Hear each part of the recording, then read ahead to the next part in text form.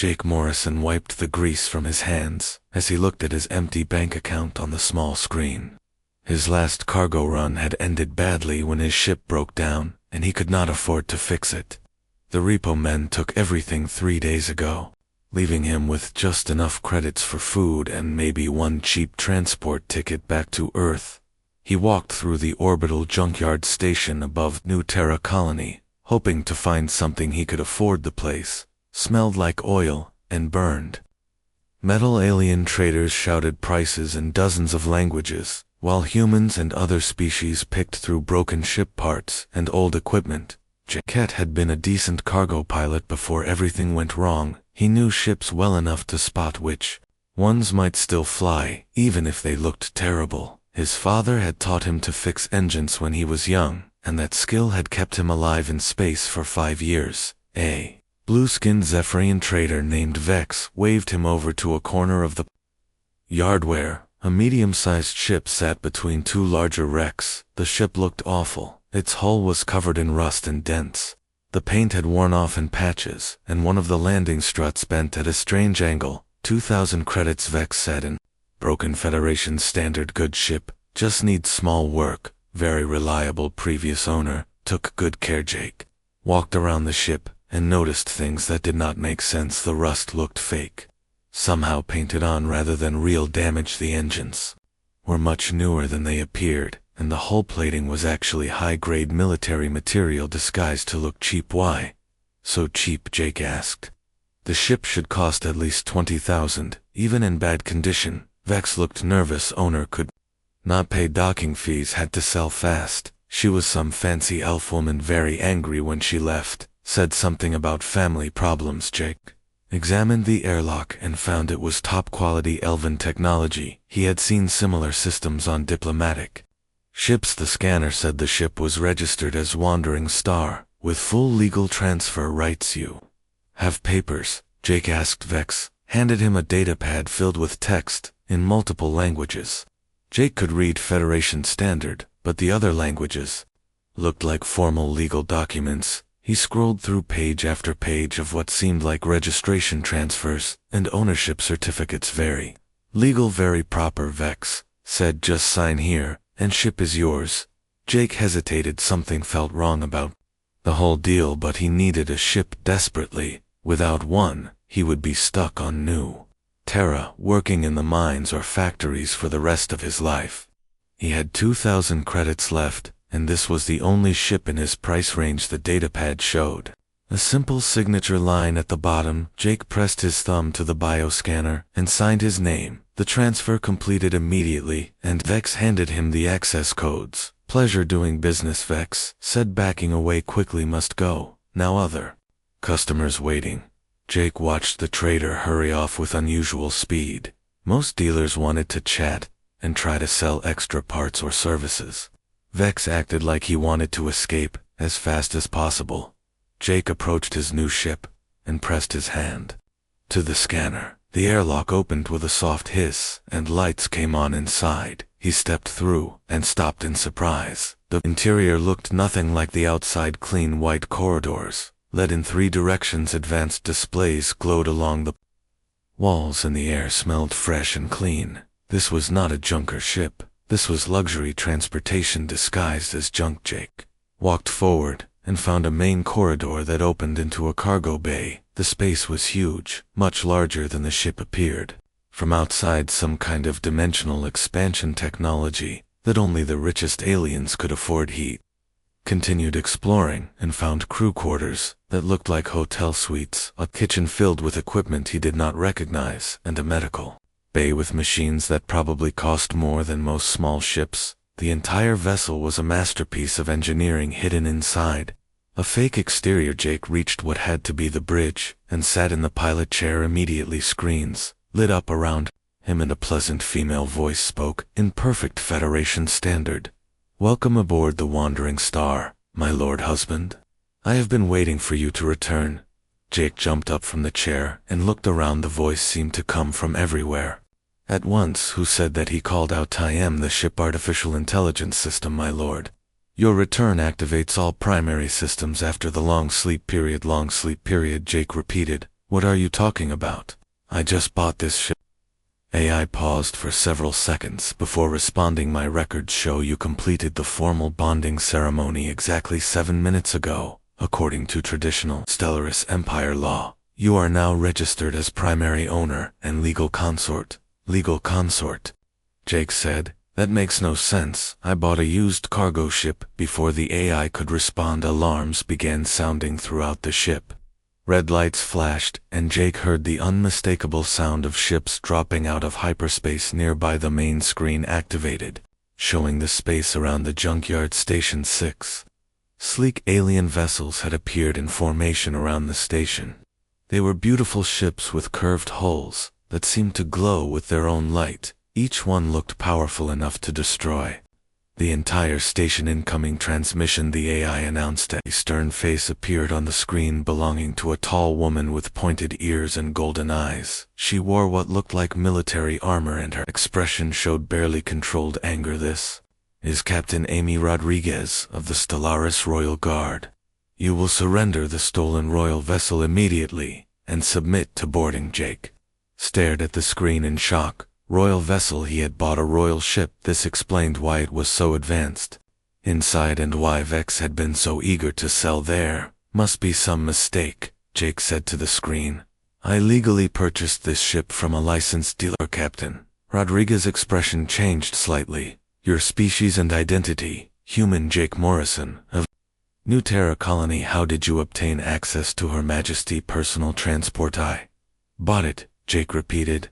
I have the legal transfer documents right here. He held up the datapad, and Captain Rodriguez studied it through the video link. Her face went through several expressions, ending with what looked like complete shock. By the ancient laws, she said quietly, you have done something impossible. What did I do? Jake asked. According to our records, Captain Rodriguez said slowly, you have just married our queen. Jake stared at Captain Rodriguez on the screen, trying to process what she had just said. Married the queen? That was impossible. He had bought a ship, not a wife. Captain Rodriguez spoke quickly to someone off-screen in a language that sounded like music mixed with formal commands. Within minutes, Jake felt his ship shake as something docked with the airlock. You will remain calm and cooperate, Captain Rodriguez said. Her image disappeared from the screen, leaving Jake alone with the ship. AI spoke in its pleasant voice. My lord husband, incoming personnel, our loyal royal guard, please do not attempt to resist. Jake heard footsteps in the corridor, and 6 figures entered the bridge. They were tall like Captain Rodriguez, with pointed ears and eyes that seemed to glow. They moved with deadly grace and carried weapons that hummed with energy. Each wore armor that looked both elegant and practical. Captain Rodriguez led the group and looked around the bridge with familiar recognition. She gestured for Jake to remain seated, then began examining the various displays and control panels. Your Majesty status report, she said to the ear. The AI responded immediately. Her Majesty Queen Zara remains in emergency medical stasis. Captain, all life signs stable, but consciousness has not returned for 187 days. Captain Rodriguez closed her eyes, and Jake saw pain cross her face. She turned to look at him with a mixture of anger and confusion. Human, explain exactly how you obtained this vessel. Jake told the story again about buying the ship from Vex at the junkyard. Captain Rodriguez listened carefully, then asked to see the datapad. Jake handed it over, and she began reading through the documents. After several minutes, she looked up with an expression Jake could not identify. This is authentic, she said. These are legal transfer documents according to Federation law and Stellaris Empire ancient codes. The sale completed all requirements for a formal royal bonding. What does that mean? Jake asked. Captain Rodriguez walked to the main display and brought up what looked like a family tree with royal symbols and connecting lines. Queen Zara is the sovereign ruler of the Stellaris Empire, she explained. Our people have laws dating back thousands of years about royal succession and marriage. One of those laws states that ownership of the royal personal vessel constitutes legal marriage to the crown. Jake felt dizzy. That makes no sense. Why would anyone make a law like that? The law exists because royal vessels contain the most advanced technology in our empire, Captain Rodriguez said. Only a bonded mate can access the full capabilities. If someone captures the ship, they become married to the crown and gain legitimate claim to rule. This prevents enemies from using our own technology against us. But I did not capture anything, Jake protested. I bought it legally. The captain nodded grimly. Which is why this situation is unprecedented. The law does not distinguish between capture and purchase. You completed the bonding ritual by signing the transfer documents. Jake looked around the bridge at the alien technology surrounding him. So what happens now? That depends on many factors, Captain Rodriguez said. First, you must understand the current situation. Our queen has been unconscious for over 6 months after an assassination attempt. 3 noble houses are fighting for control of the empire in her absence. Your sudden appearance as legal consort changes everything. She gestured to her guards, who moved to different positions around the bridge house. Veltar claims the right to rule until the queen awakens. House Mordain says the royal bloodline has been compromised and demands new leadership. House Cathara supports the traditional succession but wants to control any regency. Where do you fit in? Jake asked. As legal consort, you technically have authority to rule in the queen's absence, Captain Rodriguez said, but you are human. Most of our people will not accept alien leadership, and the noble houses will see you as either a threat or an opportunity. Jake felt overwhelmed. This was far beyond anything he had expected when he bought a cheap cargo ship. Can I just give the ship back and leave? He asked. Captain Rodriguez shook her head. Once the bonding is complete, it cannot be undone except by death or formal divorce ceremony, which requires both parties to be conscious and in agreements. So I am stuck here for now. Yes, the captain moved to another control panel. We must return to Stellaris Prime immediately. The Empire is already destabilizing, and news of your marriage will either help restore order or trigger civil war. Jake watched as the guards took positions throughout the ship. Obviously, he was now a prisoner, even if they called him consort. I want to see her, Jake said. Suddenly, see who? Captain Rodriguez asked. The queen, my supposed wife. If I am married to her, I should at least meet her. The captain hesitated, then nodded. Follow me, but do not touch anything. They left the bridge and walked through corridors Jake had not explored yet.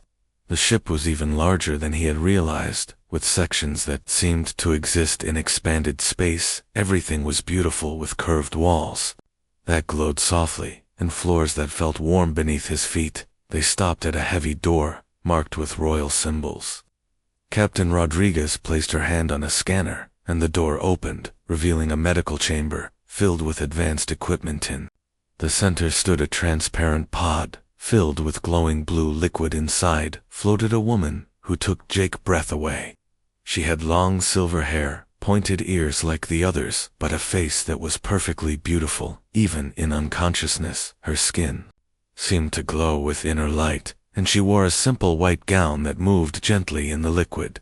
This is Queen Zareth Vellani, Captain Rodriguez said with obvious affection. She has ruled our people for over 2 centuries, and is beloved throughout the empire. She looks young, Jake said. Dow. People age much slower than humans, Captain Rodriguez replied.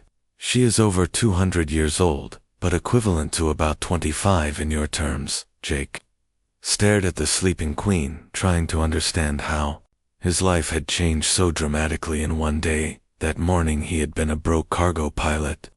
Now he was supposedly married to the ruler of an interstellar empire.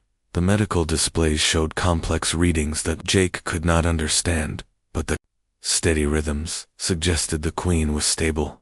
When will she wake up? He asked. To known, Captain Rodriguez said. The assassination attempt used a rare poison that attacks the nervous system. Our best doctors have managed to keep her alive, but they cannot predict when consciousness will return.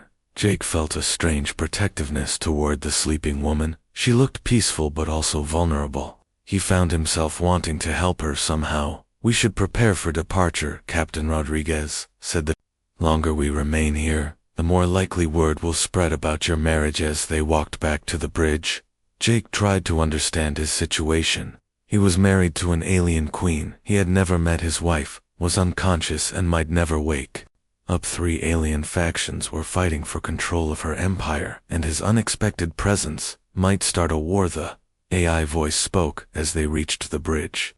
My lord husband, incoming transmission from Human Federation vessel. A new face appeared on the screen showing a woman in Federation military uniform. Her expression was professional, but Jake noticed her eyes widen when she saw him. This is Commander Lisa Kane of the Federation cruiser New York, she said. We received reports of human involvement in Stellaris political affairs. Please identify yourself. Jake Morrison, Jake replied. Automatically Lisa's expression changed to shock. Jake, what are you doing here? I thought you were running cargo in the outer colonies. Jake realized this was his ex-girlfriend from his academy days. She looked older and more serious, but definitely Lisa. The situation was getting more complicated by the minute. It is a long story, he said. Commander Kane, Captain Rodriguez interrupted. This human is now legally bonded to Queen Zareth. Under Stellaris law, he is under our protection. Lisa stared at Jake through the screen, her professional mask slipping to show personal hurt and confusion. Jake, she said quietly, what have you done? The journey to Stellaris Prime took 3 days, and Jake spent most of that time learning about his new situation. Captain Rodriguez assigned him quarters near the royal suite, and provided him with basic information about Stellaris politics and culture. The Empire consisted of over 400 star systems with dozens of intelligent species.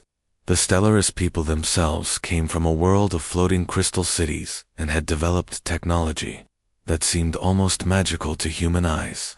They valued honor, tradition, and artistic achievement above material wealth. Jake learned that Queen Zareth had ruled wisely for decades and was genuinely loved by her people. She had modernized many ancient laws and brought prosperity to worlds that had been struggling. The assassination attempt had shocked everyone because she had few enemies. The 3 noble houses fighting for power each had different motivations. House Veltar was led by Lord Commander Nox Veltar, who believed in military strength and expansion. House Mordain favored isolationism and traditional values. House Kethera wanted to maintain the status quo, but with themselves in control. When the ship finally dropped out of hyperspace near Stellaris Prime, Jake understood why this civilization was so advanced. The planet hung in space like a jewel with floating cities connected by bridges of light. The atmosphere glowed softly and 3 moons orbited in perfect harmony. The cities themselves defied physics with crystal spires reaching into the clouds and gardens that seemed to grow in mid-air. Ships moved through the air using invisible forces, and the whole world pulsed with gentle energy. Magnificent, is it not?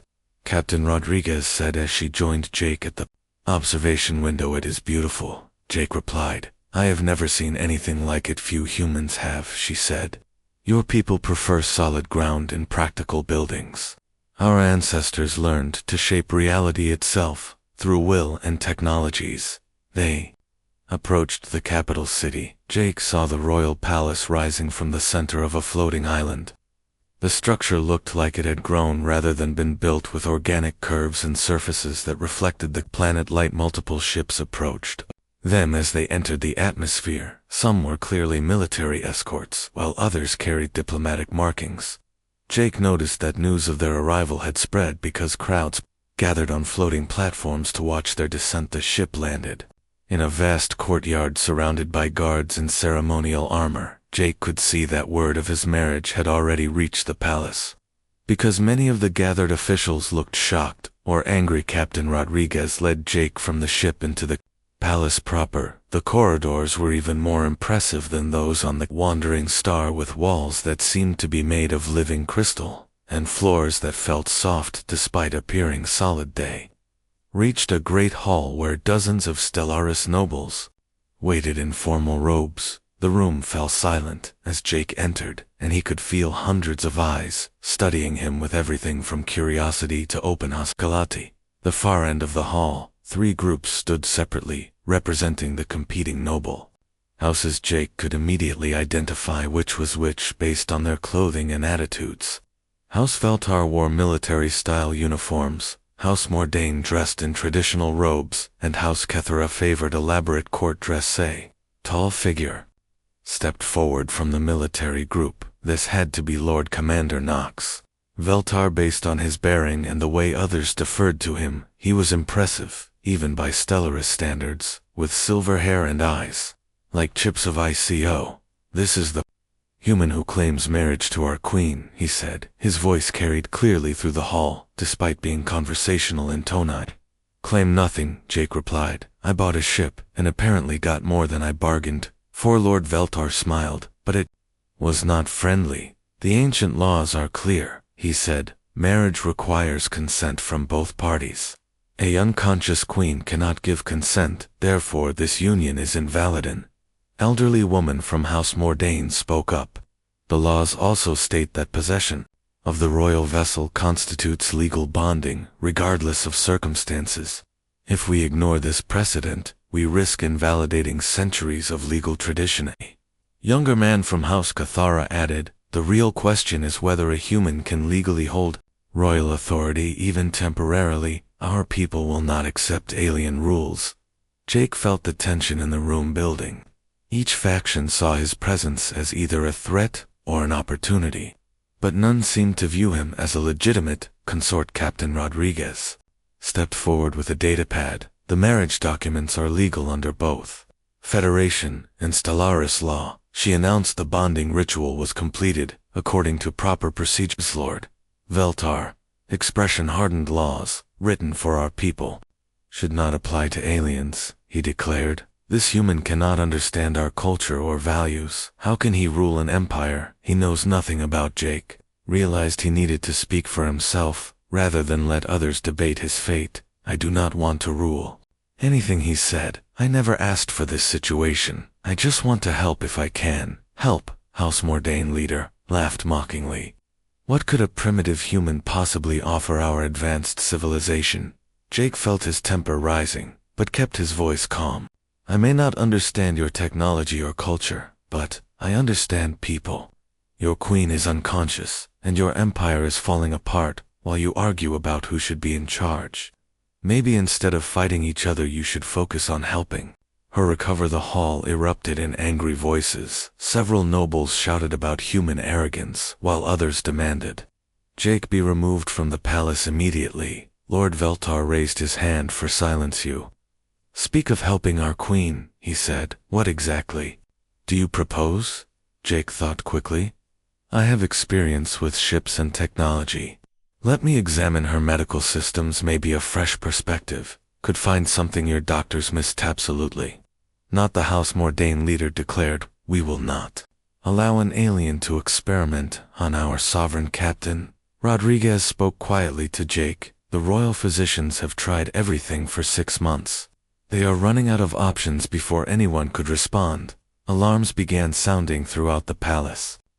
Red lights flashed, and armed guards rushed into the hall. A communication officer ran to Lord Veltar and whispered urgently in his ear. The Lord Commander's face went pale.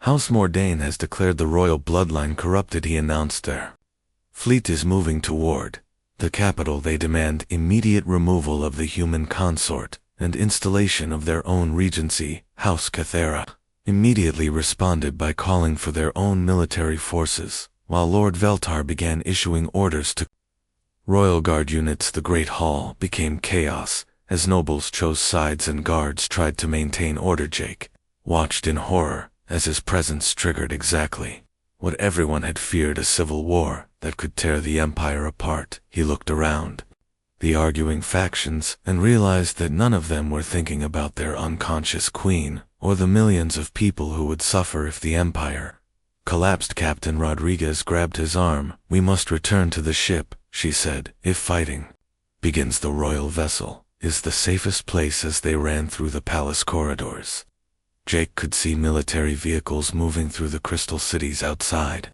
Weapon systems that had been decorative were powering up, and the gentle glow of the planet was being replaced by the harsh light of energy shields.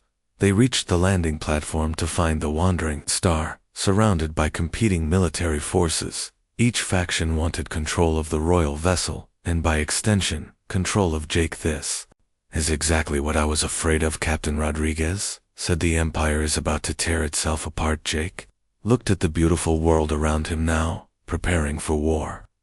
He thought about the sleeping queen, who had ruled wisely for decades, and was now helpless while her people fought over her throne. There has to be another way, he said. Captain Rodriguez shook her head. The ancient laws have created an impossible situation. Your marriage is legal, but unacceptable to most of our people annulling. It requires the queen consent, which she cannot give. Civil war may be inevitable. Jake stared at the palace where Queen Zareth lay unconscious, surrounded by the most advanced medical technology in the galaxy. Yet, for all their achievements, the people could not wake their beloved rulers. Military forces took positions around the landing platform. Jake made a decision that would change everything. Take me back to the queen, he said. I want to try something. Captain Rodriguez led Jake through secret passages beneath the palace, as military forces gathered above them. The underground corridors were older than the crystal structures overhead, with walls of natural stone, carved with ancient symbols. We can reach the royal medical facility without being detected, she explained, but I must warn you, the physicians will not appreciate interference. Jake followed her through winding tunnels lit by glowing crystals. The sound of energy weapons charging echoed from the surface. As the three noble houses prepared for battle, they emerged in a medical complex filled with equipment that hummed with power. Stellaris doctors moved between displays, showing the queen vital signs, while robotic assistants monitored dozens of different treatment systems. The lead physician was an elderly Stellaris woman named Dr. Elena Vasquez, who had served the royal family for decades. She looked exhausted and frustrated as she studied the latest test results. Captain Rodriguez approached her carefully. Doctor, this is Jake Morrison, the legal consort. He wishes to examine Her Majesty condition. Dr. Vasquez looked at Jake with barely concealed irritation. A human mechanic thinks he can succeed where our finest medical minds have failed, she said. That is either supreme arrogance or desperate hope. Maybe both, Jake admitted, but I have experience with systems that others consider impossible to fix. Sometimes an outside perspective helps. The doctor gestured toward a wall of displays showing brain activity, neural pathways, and cellular regeneration rates. We have tried every known treatment for Kethmiran poison, she said. The queen consciousness is trapped in a feedback loop. Her mind keeps trying to wake, but the neural pathways redirect back to dormancy. Jake studied the displays, trying to understand the medical data in terms he recognized. The patterns reminded him of stuck systems he had repaired on ships when feedback loops prevented normal operation. If the problem is not medical, he said, what if it is technical? Dr. Vasquez frowned. What do you mean? Jake pointed to the neural activity display. This looks like a recursive loop in a computer system. The same pattern keeps repeating instead of moving forward to the next sequence. That is impossible, the doctor said. The queen is not a machine. Jake walked closer to the medical pod where Queen Zareth floated in the glowing liquid. But she is connected to your technology, he observed. All these monitoring systems are linked to her nervous system. Dr. Vasquez's eyes widened with understanding. Our medical systems are designed to maintain perfect stability during treatment. But if the poison created a feedback loop, the machines might be reinforcing the dormant state instead of allowing natural recovery. Exactly, Jake said. In ship repair, when you have a stuck loop, you have to interrupt the pattern and force the system to reset. The doctor began checking system configurations while Jake examined the medical pod itself. He noticed something the others had missed: small modifications to the standard medical equipment that looked recent. Doctor, did anyone alter this equipment? Jake asked. Dr. Vasquez looked where he pointed. Those modifications were made by Lord Commander Veltar medical team, she said. They claimed to be installing improved monitoring systems. Jake felt cold realization wash over him. Captain Rodriguez, Lord Veltar has been sabotaging the Queen recovery. Captain Rodriguez drew her weapon immediately. We must alert the royal guard, but first we need to wake the Queen, Jake said. Can you disconnect these modified systems? Dr. Vasquez hesitated. If I am wrong about the feedback loop disconnecting life support, could kill her. Jag looked at the sleeping Queen and made a decision based on instinct, rather than logic. She is already dying slowly, he said. This poison has been in her system for 6 months. How much longer can she survive? The doctor considered. This then began shutting down the modified systems one by one. As each device powered off, the displays showed changes in the Queen neural patterns. The feedback loop is breaking, Dr. Vasquez said excitedly. Her brain activity is increasing. Jake watched the medical displays show more normal patterns as the sabotaged equipment went offline. The Queen's face seemed more peaceful, and her breathing became deeper suddenly. Alarms sounded throughout the medical complex. Armed soldiers and House Velter colors burst through the main entrance, led by Lord Commander. Nox Veltar himself step away from the Queen, he ordered. The human will not be allowed to harm our sovereign. Captain Rodriguez and her guards immediately drew weapons, creating a standoff. In the medical bay, Jake found himself caught between 2 groups of armed aliens, while the Queen remained unconscious in her podu. Have been sabotaging her recovery, Jake accused Lord Veltar.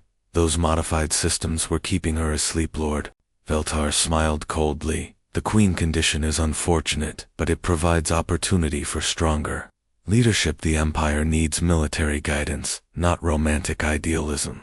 So, you poisoned your own Queen, Captain Rodriguez said with disgust. Lord Veltar shook his head. I did not poison her, but when the assassination attempt created an opportunity, I took steps to ensure proper succession. Dr. Vasquez continued working to disconnect the sabotaged systems. Despite the weapons pointed at her, I can reverse most of the modifications, she said, but the final connection requires manual override. Jake looked at the medical pod and saw a control panel inside the liquid chamber. Someone would have to enter the pod with the Queen to complete the disconnect. We'll do it, he said.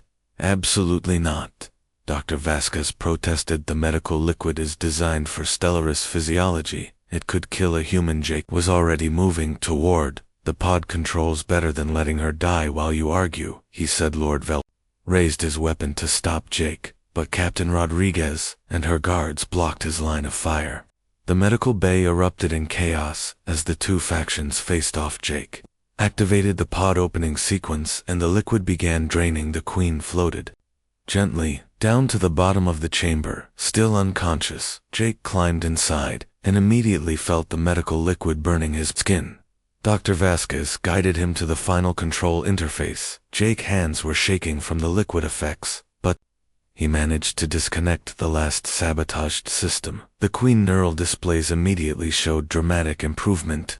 Jake tried to climb out of the pod, but the medical liquid had affected his nervous system. He collapsed next to the Queen as his vision blurred. The last thing he saw before losing consciousness was Queen Zareth's eyes, opening for the first time in 6 months. Jake woke up in a medical bed with his skin tingling from treatment. Dr. Vasquez was monitoring his recovery while Captain Rodriguez stood guard nearby.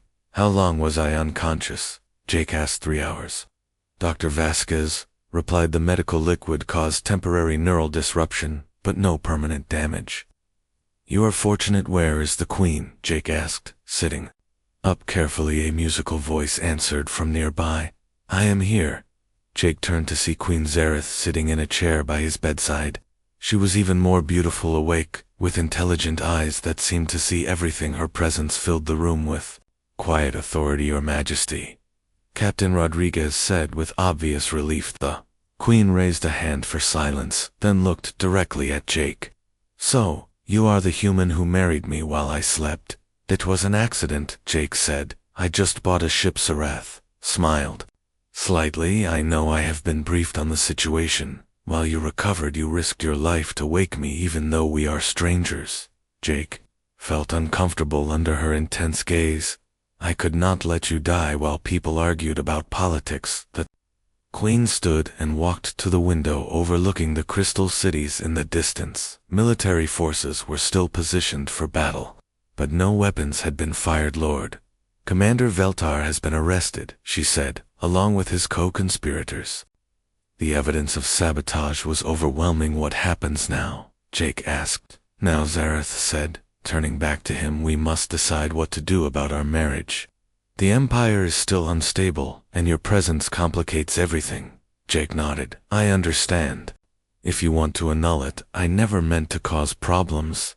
The Queen studied him carefully. You saved my life at considerable risk to yourself, she said. Most people who gain power accidentally try to keep it. You seem eager to give it away. That is because I never wanted power, Jake replied. I just want to help, if I can. Zareth sat back down and looked directly into his eyes.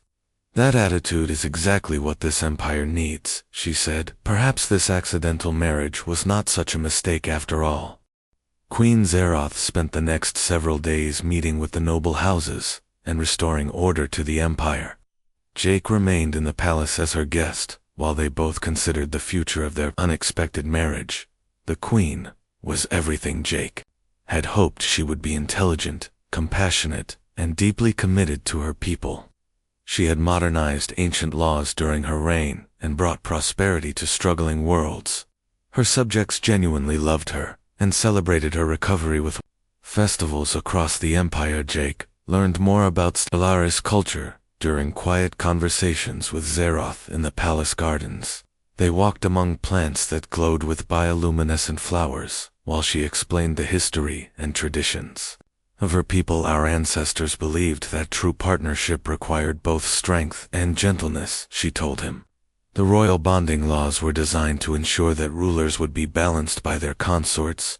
That explains why the ship marriage law exists, Jake said. It forces the ruler to share power with someone they might not have chosen. Exactly, Zareth replied. Most royal marriages were arranged for political reasons, but the ship law meant that fate or accident could sometimes create partnerships based on character rather than politics. They discussed the practical problems of their situation. Jake was human and would age much faster than Zareth. He knew nothing about governing an interstellar empire, and many Stellaris citizens still viewed him with suspicion. Yet Jake had proven himself by saving the Queen life.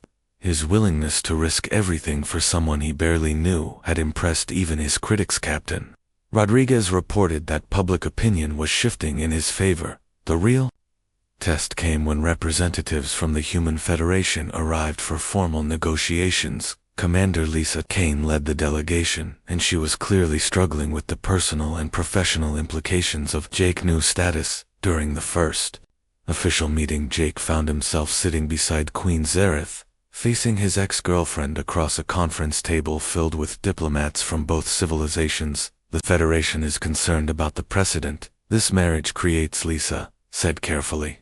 We worry about human citizens being drawn into alien political conflicts. Jake understood her concern. I never intended to become involved in Stellaris politics, he said, but now that I am here, I want to help build better relations between our people.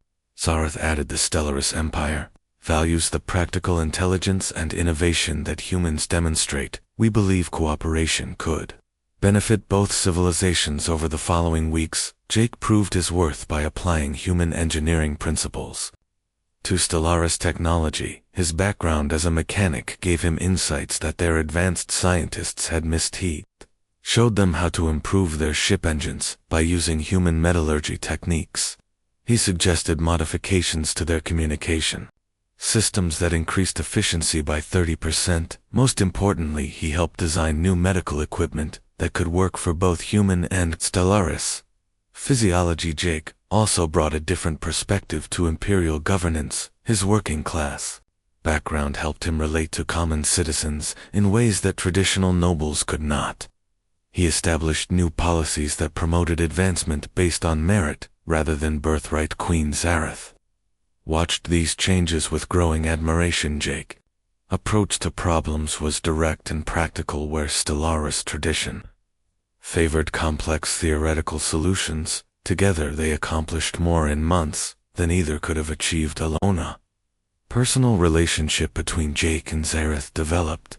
Slowly, from necessity to friendship to genuine affection, Jake was amazed by her wisdom and grace, while she appreciated his honesty and lack of political ambition. They spent evenings on the palace balcony looking out at the floating cities, while discussing everything from philosophy to engineering. Jake taught her about human music and literature, while she shared Stellaris art and poetry. One evening, as they watched the three moons rise over the crystal spires, Zareth asked Jake a direct question. "Do you want this marriage to be real?" she said. "Or would you prefer to return to your previous life?" Jake considered carefully before answering. "6 months ago, I was a failed cargo pilot with no future," he said. "Now I am part of something important, helping to build bridges between civilizations. I never expected to find love, but I have." As RH smiled, the first truly happy expression Jake had seen from her. "I have ruled alone for over 2 centuries, she said.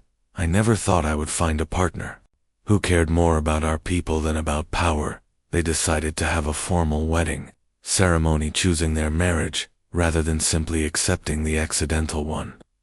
The event became a celebration of unity between the Stellaris Empire and human Federation. Representatives from dozens of worlds attended the ceremony, which took place in the Great Crystal Cathedral at the heart of the capital city. Jake wore traditional Stellaris royal robes, while keeping his practical tool belt as a symbol of his origins. Commander Lisa Kane attended as the official Federation representative.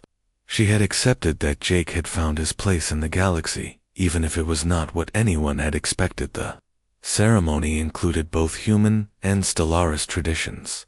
With vows spoken in multiple languages, Jake promised to serve the Empire and its people, while Zareth pledged to honor his human heritage and values. After the ceremony, Jake and Zareth established new protocols for cooperation between their civilizations. Human engineers began working with Stellaris scientists on joint projects. Exchange programs allowed students from both species to learn from each other. Jake kept his promise to remain connected to his roots. He still wore his mechanic clothes when working on ships, and maintained friendships with crew members and technicians. The palace garage became his favorite workplace, where he could strip down engines and solve problems with his hands. Queen Zareth learned to appreciate human coffee and Jake's ability to fix things that had been considered impossible to repair for centuries. She often joined him in the garage, wearing work clothes and learning to use human tools. The Empire prospered under their joint leadership, with new technologies and trade agreements bringing wealth to previously isolated worlds. The cooperation between human practicality and Stellaris advancement created innovations that neither civilization could have achieved. Alon Jake transformation from broke cargo pilot to Emperor Consort became a symbol of possibility throughout both empires. His story proved that circumstances could create opportunities for anyone willing to take risks and work hard. On quiet evenings, Jake and Zareth would take his old cargo hauler for flights around the capital system.